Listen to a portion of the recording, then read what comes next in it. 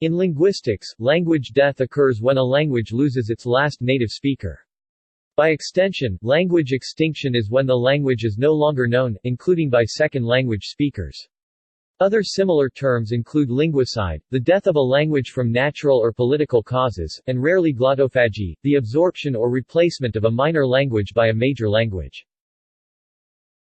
Language death is a process in which the level of a speech community's linguistic competence in their language variety decreases, eventually resulting in no native or fluent speakers of the variety.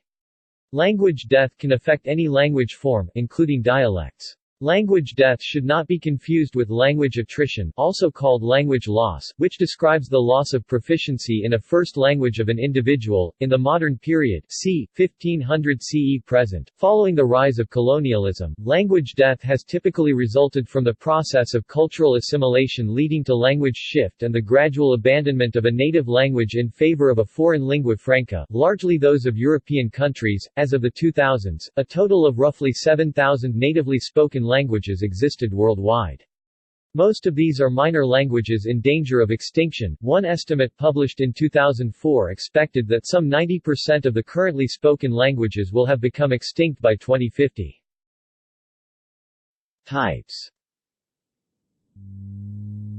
Language death is typically the final outcome of language shift and may manifest itself in one of the following ways.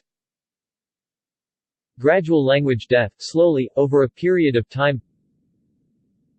Bottom-to-top language death, cessation of the use of language except in special circumstances, e.g. liturgical language.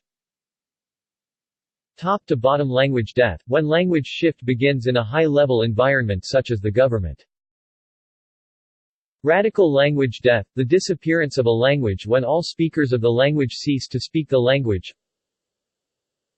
Linguicide, also known as sudden death, language genocide, physical language death, biological language death.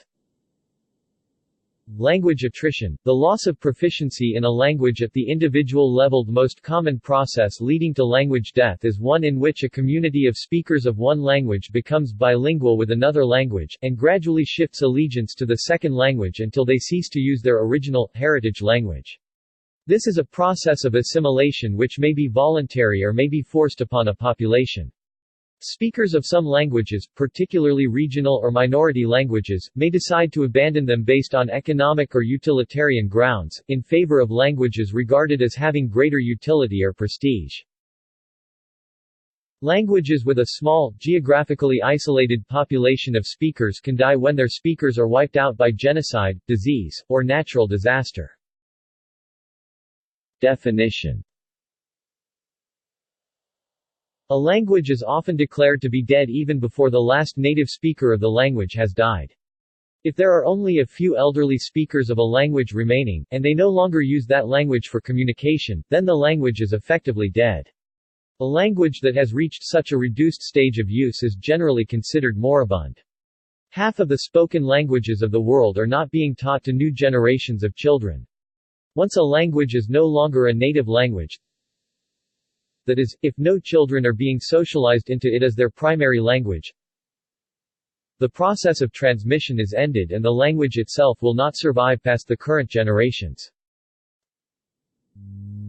Language death is rarely a sudden event, but a slow process of each generation learning less and less of the language, until its use is relegated to the domain of traditional use, such as in poetry and song. Typically the transmission of the language from adults to children becomes more and more restricted, to the final setting that adults speaking the language will raise children who never acquire fluency. One example of this process reaching its conclusion is that of the Dalmatian language. Consequences on grammar. During language loss, sometimes referred to as obsolescence in the linguistic literature, the language that is being lost generally undergoes changes as speakers make their language more similar to the language that they are shifting to. This process of change has been described by Apple 1983, in two categories, though they are not mutually exclusive. Often speakers replace elements of their own language with something from the language they are shifting toward. Also, if their heritage language has an element that the new language does not, speakers may drop it. Overgeneralization. Undergeneralization. Loss of phonological contrasts. Variability. Changes in word order. Morphological loss, such as was seen in Scottish Gaelic in East Sutherland, Scotland, Dorian, 1978, as fluent speakers still used the historic plural formation, whereas semi-speakers used simple suffixation or did not include any plural formation at all. Synthetic morphosyntax may become increasingly analytic. Syntactic loss, i.e. lexical categories, complex constructions. Relexification. Loss of word formation productivity. Style loss, such as the loss of ritual speech. Morphological leveling. Analogical leveling. Language revitalization. Language revitalization is an attempt to slow or reverse language death. Revitalization programs are ongoing in many languages, and have had varying degrees of success. The revival of the Hebrew language in Israel is the only example of a language's acquiring new first language speakers after it became extinct in everyday use for an extended period, being used only as a liturgical language. Even in the case of Hebrew, there is a theory that argues that the Hebrew revivalists who wished to speak pure Hebrew failed. The result is a fascinating and multifaceted Israeli language, which is not only multi-layered but also multi-sourced. The revival of a clinically dead language is unlikely without cross-fertilization from the revivalists' mother tongues. Other cases of language revitalization which have seen some degree of success are Irish, Welsh, Hawaiian, Cherokee and Navajo. As a response to English linguistic dominance, de-Anglicization became a matter of national pride in some places and especially in regions that were once under colonial rule, where vestiges of colonial domination are a sensitive subject. Following centuries of English rule in Ireland and English imposition of the English language, an argument for de-Anglicization was delivered before the Irish National Literary Society in Dublin, 25 November 1892.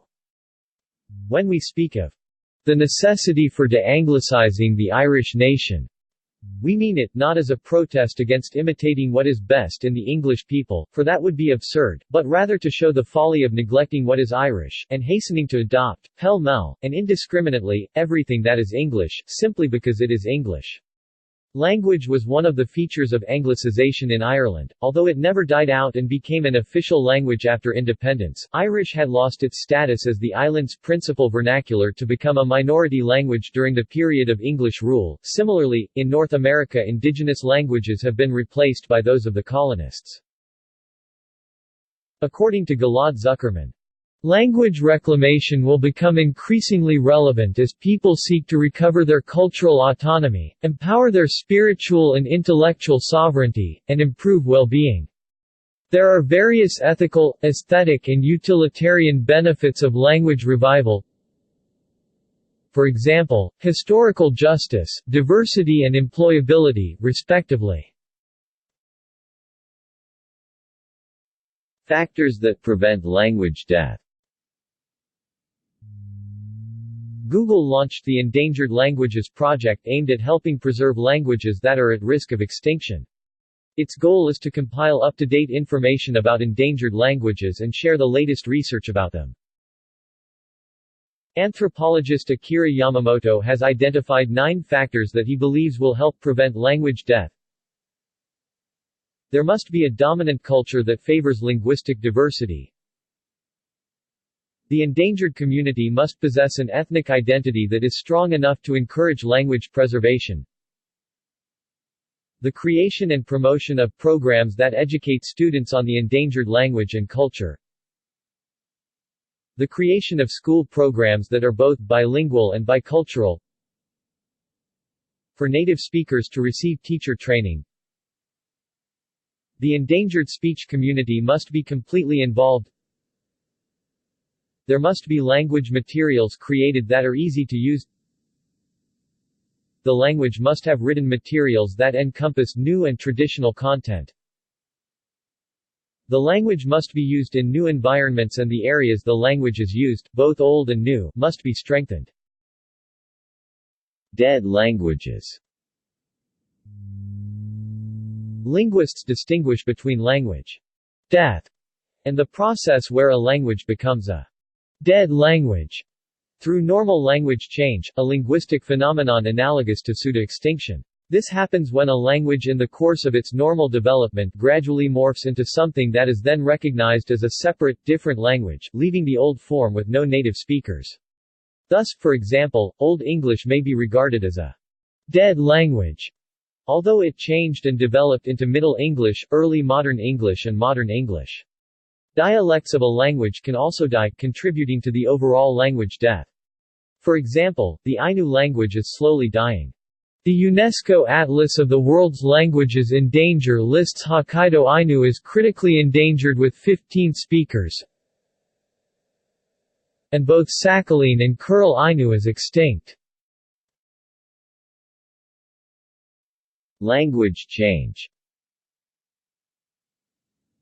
The process of language change may also involve the splitting up of a language into a family of several daughter languages, leaving the common parent language dead. This has happened to Latin, which, through Vulgar Latin, eventually developed into the Romance languages, and to Prakrit, which developed into the new Indo-Aryan languages. Such a process is normally not described as language death, because it involves an unbroken chain of normal transmission of the language from one generation to the next, with only minute changes at every single point in the chain. Thus with regard to Latin, for example, there is no point at which Latin died. It evolved in different ways in different geographic areas, and its modern forms are now identified by a plethora of different names such as French, Portuguese, Spanish, Italian, Romanian, Catalan, Galician, Venetian, etc. Measuring language vitality.